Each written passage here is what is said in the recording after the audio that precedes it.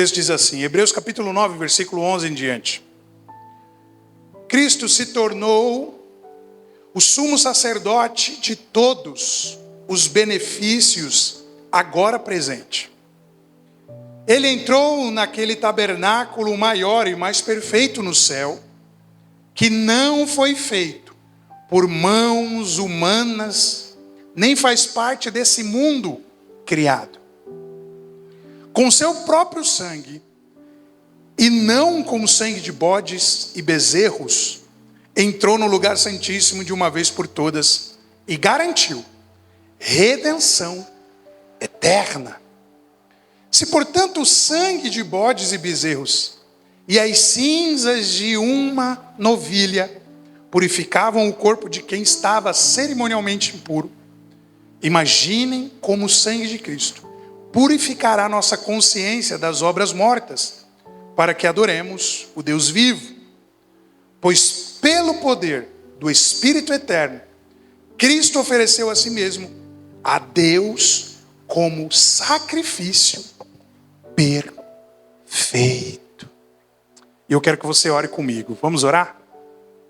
Soberano Deus, obrigado, Pai, por esse momento da Tua palavra, momento de reflexão, em que nós nos encontramos agora. Nos dê, Pai, uma direção na Tua palavra, clareia a nossa mente, nos dê entendimento, que nada venha tirar a nossa atenção, Pai. Que nós venhamos absorver o máximo da Tua palavra. É isso que nós pedimos, nos dê uma boa palavra, que a Sua palavra possa produzir, Pai, efeito em nós, resultado em nós. É isso que eu te clamo, venha sobre a sua igreja, em nome do Senhor Jesus Cristo. Amém. Glória a Deus. Olha só, igreja, hoje é um dia importante. Hoje estaremos falando sobre a Páscoa. E eu sei que tem muitos cristãos que já estão na igreja há muitos anos. Mas se você perguntar para ele o que significa a Páscoa, ele vai falar ovo e chocolate. Não é verdade? Faz um teste. Até depois desse culto aqui, alguns ainda vai falar que é ovo e chocolate. Não estou criticando aqui de nenhuma maneira essa troca de presentes. Inclusive ontem foi um dia incrível aqui, tivemos um amigo secreto. Um amigo chocolate. Fizemos trocas de presente. Mas o que tem que estar muito forte na nossa consciência? É que Páscoa não significa chocolate. Páscoa não significa ovo. E muito menos coelho. Amém? Nós precisamos entender isso. A Páscoa não foi fruto da modernidade. O que foi fruto da modernidade foi o interesse pelo capitalismo dos empresários, onde ele cria o chocolate e associa a Páscoa, cria um coelho e associa a Páscoa, e cria a imagem também de ovos e associa a Páscoa, para que o comércio pudesse ter uma bagagem um pouco mais robusta e as vendas nos varejos, nas indústrias, pudesse disparar. Esse foi o objetivo. Mas a Páscoa, ela é muito antiga. E a instituição da Páscoa começa lá em Êxodo, no segundo livro da Bíblia. E você pode ler, eu te convido a ler. Não é história do pastor, não é história mentirosa de folclores, mas é a realidade. A instituição da Páscoa começa em Êxodo capítulo 12, do versículo 1 até o 17. E a Páscoa nada mais significa do que passar por cima. A palavra Páscoa significa passar por cima. Em hebraico, nós pronunciamos Pessar, que é a língua originária pelo qual esse nome nasce. Passar por cima. E olha só o que diz em Êxodo, no capítulo de número 12, o versículo 13, a parte B do versículo 13. A palavra diz assim: quando eu vir o sangue, quando o anjo do Senhor ver o sangue, passarei por sobre aquela casa. Ou seja, quando o anjo do Senhor visse o sangue, que seria o sangue do cordeiro, que era morto no dia de Páscoa, que seria passado nos umbrais da porta, o anjo dava o livramento, e ele sabia que aquele que tem a marca do sangue era meu, era dele, era do Senhor. E quando eu feri a terra do Egito, a praga de morte não os tocará. Então a tradição da Páscoa, ela começa aqui, mediante um livramento que Deus dá ao povo de Israel, porque ele não feriu a família em que a casa tinha o sangue, e por isso significou, ele passou por cima, ele livrou, ele não os matou. E olha só que interessante, nessa Páscoa primitiva, 3 elementos era presente para que essa cerimônia acontecesse. E o primeiro era os pães ázimos, o segundo era as ervas amargas, e o terceiro era um cordeiro, um animalzinho, teria que ser morto. E, inclusive era o sangue desse animal que era passado nos umbrais das portas. Mas por que um cordeiro tinha que morrer? Justamente para que eles pudessem participar daquela cerimônia, comer aquele cordeiro e o seu sangue passar nos umbrais das portas. Sabe por quê? Porque na tradição antiga, os sacrifícios ao Iavé, que é o Deus Todo-Poderoso, eles só eram válidos, e até hoje, foi algo que o diabo copiou de Deus. Você pode ver que em todas as religiões hoje, a maioria, se não me engano, todas as religiões precisa haver derramamento de sangue. Então, se você for em alguma religião afro-americana, afro-brasileira, melhor dizendo também, afro-americana também, você vai ver que todos os sacrifícios tinha que haver derramamento de sangue. E até hoje, em algumas religiões como o Candomblé, Umbanda e algumas outras milhares de religiões, para que você possa ter um culto àquela entidade válida, você precisa derramar sangue, ou é de um bicho, ou é de um porco, ou é de uma galinha, ou é de um bode, ou é o seu sangue, tem que haver sangue. Mas isso desde o começo, o nosso Deus Yahvé, ele já pede para os seus filhos. Só que Deus, ele faz uma aliança com o povo hebreu, exatamente aqui em Êxodo 12. E essa aliança, ela só era concretizada por meio desse sangue que era derramado. E o sangue que era derramado desse cordeiro, ele tinha um propósito. Versículo 7 de Êxodo, capítulo 12, vai dizer assim: em seguida, vocês tomarão um pouco de sangue e o passarão nos batentes laterais e no alto das portas das casas, onde comerem o animal. Ou seja, na sua cerimônia você precisa ter pão asmo, você precisa ter ervas amargas, você precisa ter também um cordeiro, só que o sangue você não vai beber, o sangue você vai passar nos umbrais das portas. E aí eu fiquei curioso, por que eles tinham que passar o sangue nos umbrais das portas? Por que os judeus, por que os hebreus, melhor dizendo, tinham que fazer isso? E aí eu descobri algo incrível, é que a cultura egípcia, eles tinham prática, eles tinham costume de usar supostos documentos de proteção na família nos umbrais das portas. Então eles escreviam E até hoje, em algumas casas, essa tradição ela está adiante. Sabe aquela pessoa que coloca uma pimentinha na entrada da casa? Aquela pessoa que coloca uma coruja, algo desse tipo? Isso daí é tradição egípcia. Eles escreviam o nome de deuses nos umbrais das portas. Eles escreviam nomes de faraós nos umbrais das portas. E é por isso que Deus, como nós sabemos que Deus ele não suporta, ele odeia a idolatria.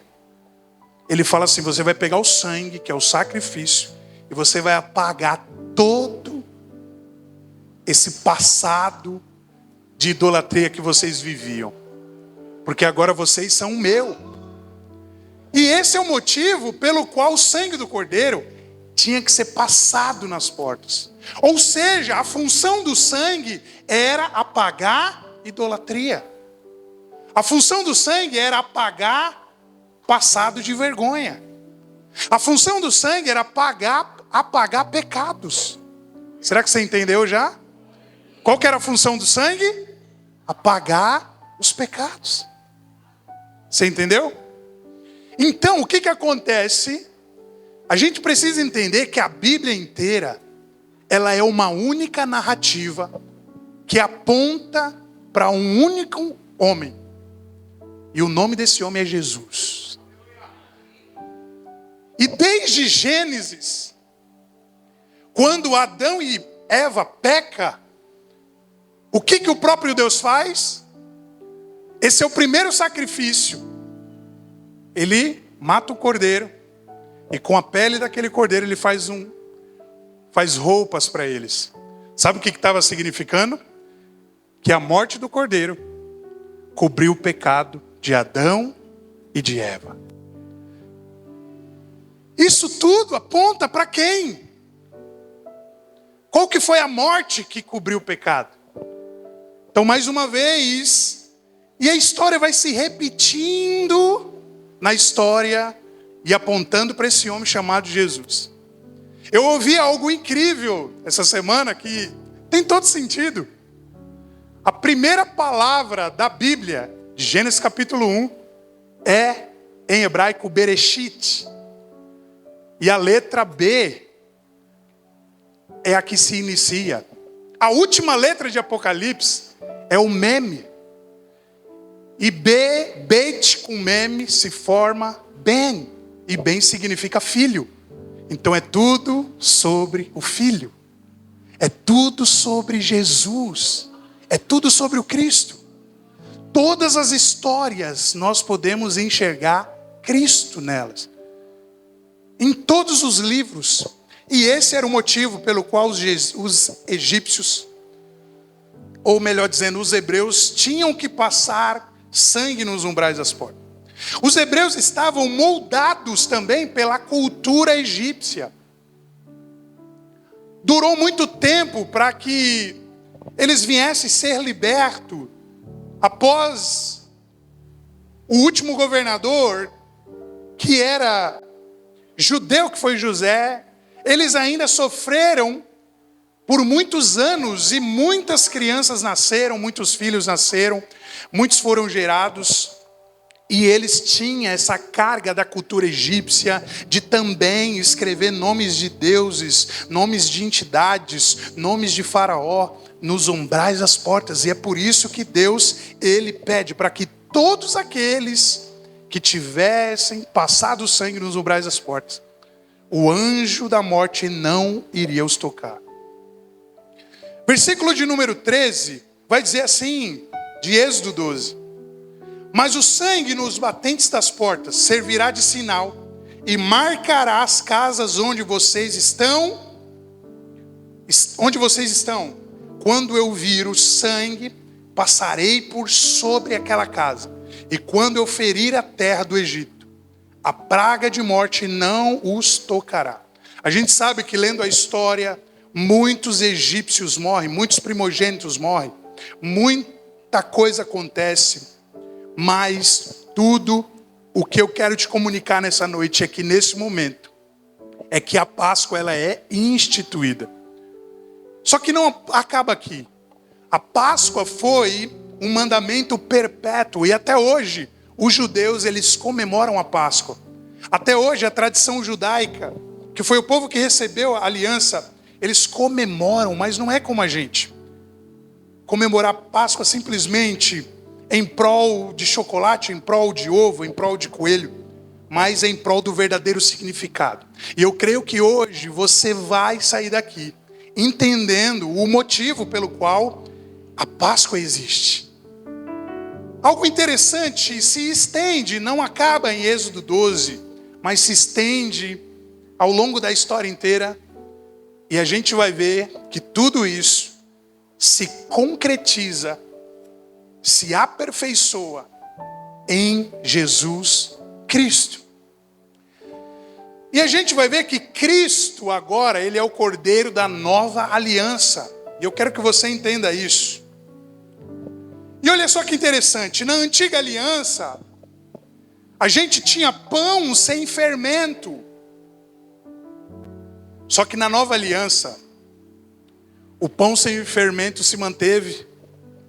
Só que esse pão agora também é aquele que João vai dizer. João 6, capítulo 51. Jesus dizendo: eu sou o pão vivo que desceu do céu. Quem come deste pão viverá para sempre. E este pão que eu oferecerei para que o mundo viva é a minha carne. Na antiga aliança nós tínhamos ervas amargas. Mas a nova aliança, o vinho novo foi derramado sobre todos nós. O 104:15 vai dizer: o vinho que alegra o nosso coração.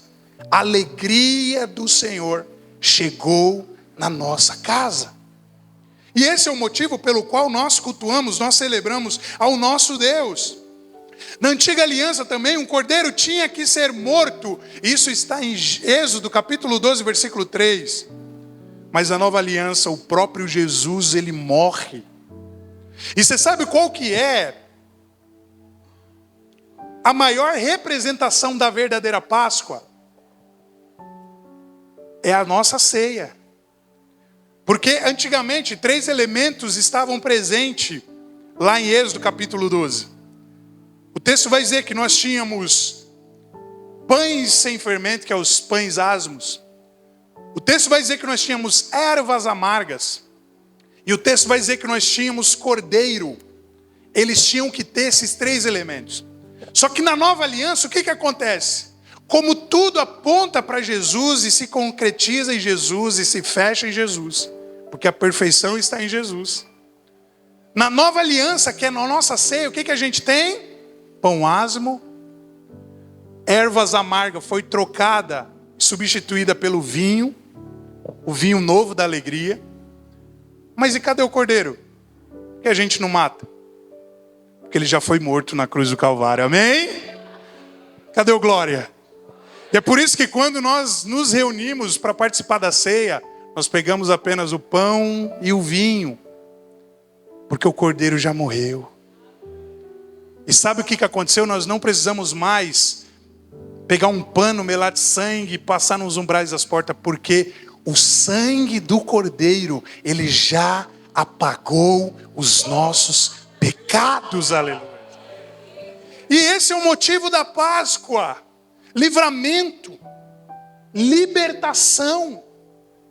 Porque o Egito, ao longo da história inteira, ele vai representar o mundo lá fora. Vida de idolatria, vida de pecado, vida de promiscuidade, vida de escravidão. Só que agora em Cristo, depois que o Cordeiro morre, nós não temos mais, ou não estamos mais escravizados pelo pecado. Então na antiga aliança, um cordeiro tinha que ser morto, mas na nova aliança, o nosso Jesus, ele morre. Lucas capítulo 23, 44 vai dizer: já era cerca de meio-dia, e a escuridão cobriu toda a terra até as 3 horas da tarde. A luz do sol desapareceu e as cortinas do templo, do santuário do templo, rasgou-se ao meio. Então Jesus clamou em alta voz: Pai, em tuas mãos eu entrego o meu espírito. E com essas palavras ele deu o seu último suspiro. E você quer mais uma prova de que ele é o Cordeiro de Êxodo 12? João capítulo 1, versículo 29, João Batista estava batizando, mas quando ele vê Jesus, o que ele fala? Eis aí o Cordeiro de Deus que tira o pecado do mundo. Ele veio para nos dar vida e vida em abundância. Na antiga aliança, o sangue tinha o propósito de pagar pecado. Mas na nova aliança, o sangue de Jesus apagou todos os nossos pecados. Isso é incrível. Isso é o motivo pelo qual nós estamos aqui hoje. Isso é o motivo pelo qual nós não negamos a nossa fé. Esse é o motivo pelo qual nós continuamos firmes na caminhada e não iremos desistir, porque o preço foi pago por mim, por você, igreja. Não tenha isso como algo simples. Não seja insensível a essas palavras, porque o sangue foi derramado por você. Efésios capítulo 1, versículo 7.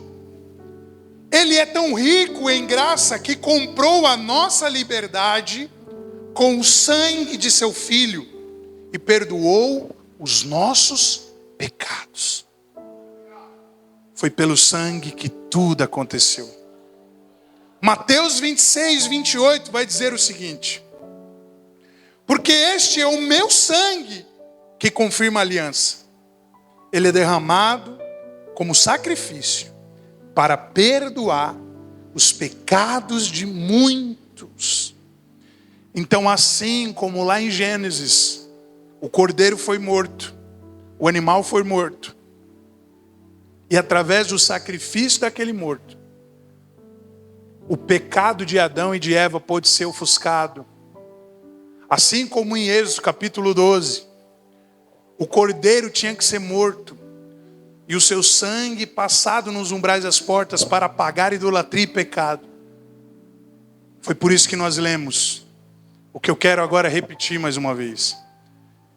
Nós iniciamos lendo Hebreus capítulo 9. E o autor aos Hebreus vai dizer o seguinte: Cristo se tornou o sumo sacerdote de todo o benefício agora presente.